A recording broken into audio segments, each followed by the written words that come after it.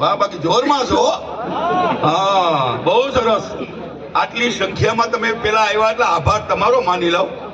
બાપુ વચ્ચે વચ્ચે હિન્દીમાં બોલતા રહેજો કે અડધા બધા. ના ના, ગુજરાતી વચ્ચે વચ્ચે પંચ માર દે. હું આમ તો જનરલી આમ તમને દેખાવમાં દેશી તમાચા જેવો લાગુ છું ને. ઈ જમાનાનો LLB છું, એડવોકેટ છું, અને ભૂતકાળમાં ખાખી વર્દીદારી હતો. એટલે આવડે બધું, પણ કરવાનું સાચું. આજે સત્ય અને અસત્યની લડાઈ વચ્ચે, કે ધર્મ કે અધર્મની લડાઈ વચ્ચે જ્યારે યુદ્ધ કરવાનું હોય, હું આજે કોઈ પણ સંજોગોમાં આવી શકું એમ નહોતો.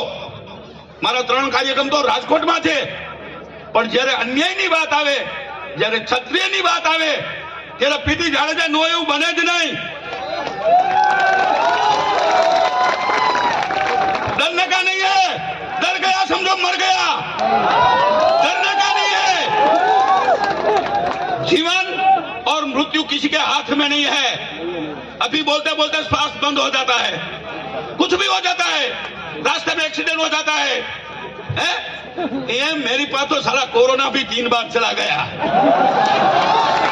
और मैं 100 साल तक जीने वाला हूं तुम्हारे लिए, और छेल्ले श्वास तक मैं जीऊंगा तो समाज के लिए ही जीऊंगा. समाज के लिए जीने का है, समाज के लिए मरने का है. No politics. मैंने इलेक्शन में भी बहुत सालों से मैं कह रहा हूं कि जाने अनजाने में जो मैं राजकारण आ गए, बराबर है, तो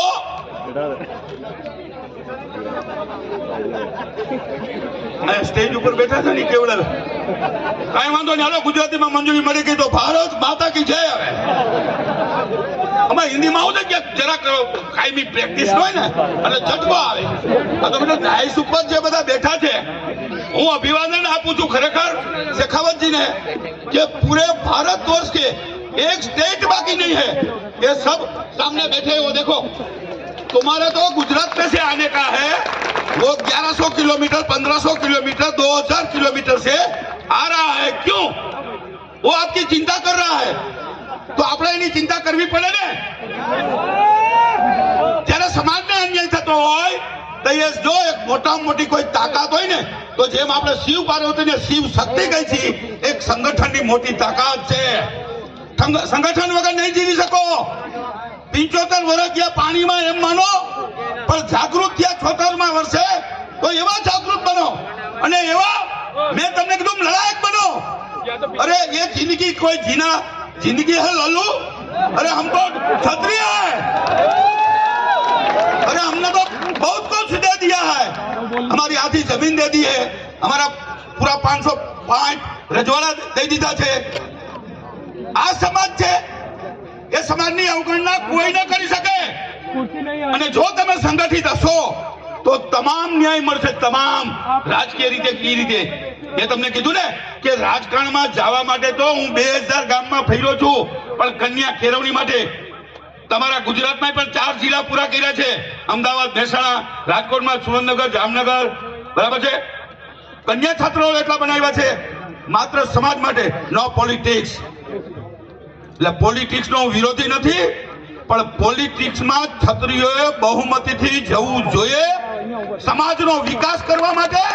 અને ક્ષત્રિય સમાજનો વિકાસ, દરેક સમાજ પોતપોતાના વિકાસ કરે જ છે, અને આપણામાં હોય, બરાબર છે, એમાંથી કઈ લઈ લેવાનું નથી. હા, હમણાં પ્રદેશ પ્રમુખ બનાવવાના છે, તો ક્ષત્રિય જોઈને ક્ષત્રિયોનો વારો તો આવવો જોઈએ ને. ક્ષત્રિયની અવગણના ન થવી જોઈએ. કોઈ પણ બાબતમાં કહું છું, રાજકીયથી માંડી અને ધંધા વેપારની જે શેખાવતજીએ વાત કરી ને, એવો અન્યાય થાય તો શેખાવતજી કોના માટે લડે છે? શા માટે લડે છે? શું કામ લડે છે? તો એને અન્યાય થયો એટલે આ સમાજને અન્યાય કહેવાય. અને એક વ્યક્તિ સમાજ માટે, આજે હું સમાજ માટે લડતો હોઉં તો મેં મારા મોતની પણ પરવા નથી કરી. शेखावतजी માટે તો ચોક્કસ કહી શકું, પણ મેં મારી જિંદગીની અંદર એક હું મારી જાતના વખાણ નથી કરતો, પણ મારા 2 ડાયલોગ છે कि खुदी को कर बुलंद इतना कि हर तकदीर से पहले खुदा बंदों से पूछे तेरी रजा क्या है. एमा मैं साबित कर दी खुदी को कर बुलंद इतना कि हर तकदीर से पहले खुदा पीटी जाडेजा को पूछे कि बोल क्या करने का है। मैं हाथ फैलाऊं तो मां कड़ी तेरी खुदाई दूर नहीं है, मगर मांगू અને તું દે वो पीटी जाडेजा को मंजूर नहीं है। अरे जन्म ने मृत्यु તમને કહું છું કોઈના હાથમાં નથી। નિડર બનો, એક બનો, નેક બનો, પણ સમાજમાં જ્યાં જન્મા છો એ સમાજ માટે જો તમે કઈ કરી ગયા ઉપર હિસાબ માંગશે હો। તું નીચે હું કરીને આવ્યો? તું સમાજનો નથી થયો, તું મારો નથી થયો, તું ઘરનો નથી થયો, કોઈનો નથી થયો। અહીંયા જગ્યા નથી જા નરકમાં, પછી નરકમાંથી પાછું અહીંયા આવવાનું નહીં મળે। કરેલા સત્કર્મો જ તમને કામ આવશે। આ તો આટલા બધા વક્તાઓ છે, તમને વાત કરવામાં પણ સમય મર્યાદા છે ને પીટી જાડેજાને 1 કલાક ટૂંકી પડે અને ત્યારે મારો સંદેશો પહોંચે।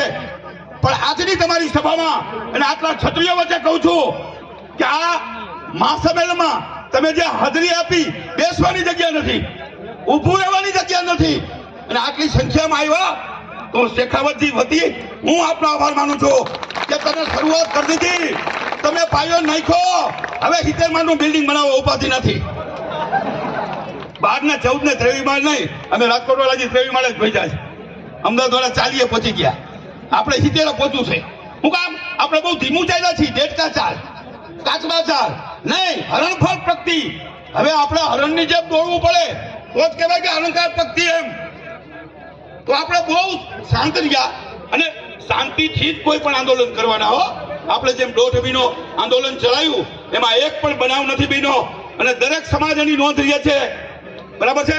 અરે જરૂર પડે તો 30% ક્ષત્રિયો છો, 30% ક્ષત્રિય, અને સમગ્ર ભારતમાં ક્ષત્રિયો 40 કરોડ। જો તમે એક મંચ ઉપર આવો તો સરકાર તમારી હોય, દિલ્હી તમારું હોય, ગાંધીનગર તમારું હોય, પણ એક બનવું પડે। રાજકીય રીતે ઘણા એમ કે ને રાજકારણનો વિરોધી બિલકુલ નથી, મારે રાજકારણમાં નથી જવું, મારે કોઈ રાજ રમત નથી રમવી, અને મેં પ્રતિજ્ઞા લીધી છે માં અંબાને સોગંદ ખાઈને કે રાજકારણમાં હું ક્યારેય એન્ટ્રી કરીશ નહીં, પણ મારા સમાજને કરાવીશ। એમાં હું નામ આપીશ કે આને ટિકિટ આપો, આને અપાય, આ સમાજને લાયક છે, આ નથી, આ સમાજ લક્ષી છે, આ સમાજ વિરોધી છે, એવા બધા સૂચનો સાથે હું નામ ચોક્કસપણે સુનાવી શકું। નકર મામા માસીને ટિકિટ આપી દે એમ ના હાલે, એને સમાજને વિશ્વાસમાં લેવો પડે। એટલે આપણે હવે ઝડપથી ટેસ્ટ મેચ નથી રમવાનું, આટલું છેલ્લી વાર તમને કહી દઉં છું। ટેસ્ટ મેચમાં 5 દિવસે પરિણામ આવે, કોઈ જીતાય નહીં, કોઈ હારાય નહીં, તો શું કામનું?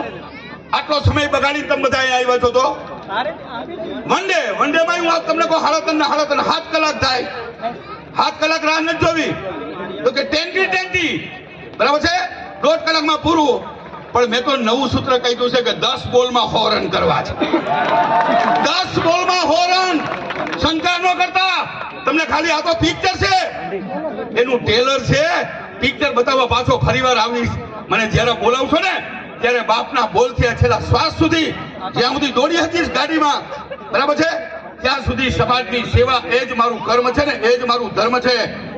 એટલે છેલ્લી શંકા ઈ ન કરતા કે 10 બોલમાં ઘણા એવો વિચાર કરે કે 100 રન ન થાય, હે બધા છક્કા મારે તો 60 રન થાય, બધા ચોકા મારે તો 40 રન થાય, હે પણ 100 રન થાય જો તમે સમાજની સેવા સાચા મનથી, દિલથી, જો ધર્મ કર્મથી કરી હોય, ત્યાગ બલિદાન આત્મસમર્પણથી જો તમારી જાતનો તમે ત્યાગ કર્યો હોય, પરિવારની પરવા ન કરી હોય, તમારી જાતની પરવા ન કરી હોય, મોતથી પણ ન ડર્યા હોય, ત્યારે હું મા અંબાને કહી શકું।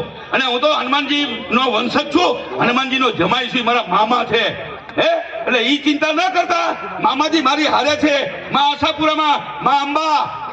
ત્યારે જ્યારે 10 બોલ રમાતા હોય ને ત્યારે મા અંબાને બોલાવું કે આવી જજે, અને હનુમાન દાદાને બોલાવું કે બોલિંગ કરતો હોય અને આઉટ થઈ જાય તો હે હનુમાનજીની આંગળી ઉપર બેસી જજે, એની આંગળી ઊંચી ન થાય ને હું આઉટ ન થાવ। એટલે કેટલા બોલ નાખવા પડે? 3 દુ 6, 17 છક્કો 2 રન 102 રન 10 બોલમાં થઈ જાય। એમાં વ્હાઈટ ને નો આવી જાય, આવી રીતે હનુમાન દાદા આપે, માં અંબા આપે, માં આશાપુરામાં આપે। એટલે મગજમાં રાતે એટલો જ વિચાર કરવાનો કે આપણે હવે પછીના સમયમાં 10 બોલમાં 4 રન કરવાના છે. શું કામ નો થાય તો એની એને લડી લેવાનું. હું 3 કલાક માતાજીની પૂજા કરું છું, પણ માતાજી સાથે મારું ધર્મ યુદ્ધ હાલતું હોય, કાયદેસર આવીશ તમારી સમક્ષ બોલું છું. એ જ રીતે માની પણ એટલે જે માને ગમે ઈ હો, પાછું એવું ન માનતા કે અહીંયા હબોડી રાખતા છે માતાજીને. અહીંયા હબોડી ન શકાય, અહીંયા વિનંતી કરી શકાય, પણ વિનંતી એ એવી જ કર્મ ધર્મ મનથી સેવાથી. જો મેં તારી ભક્તિ કરી હોય તો આજ મને ભક્તિમાં શક્તિ દેજે, શક્તિમાં સેવા દેજે, સેવામાં સમર્પણ દેજે, સમર્પણમાં મારો સમાજ દેજે. મારો સમાજ જ્યાં સુધી જીવે ત્યાં સુધી સેવા કરવાની શક્તિ દેજે. જય માતાજી. આ મારું ટેલર. બાકીની વાતો પછી ઘણી વાર કરશું.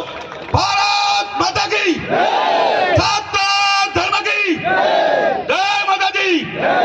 જય ભવાની. જય ભવાની. અવાજ નથી બરાબર. 2 હાથ ઊંચા કરો અને અવાજ તો 30 કિલોમીટર આગળ જવો જોઈએ ને. જય ભવાની. જય ભવાની. જય ભવાની. જય માતાજી.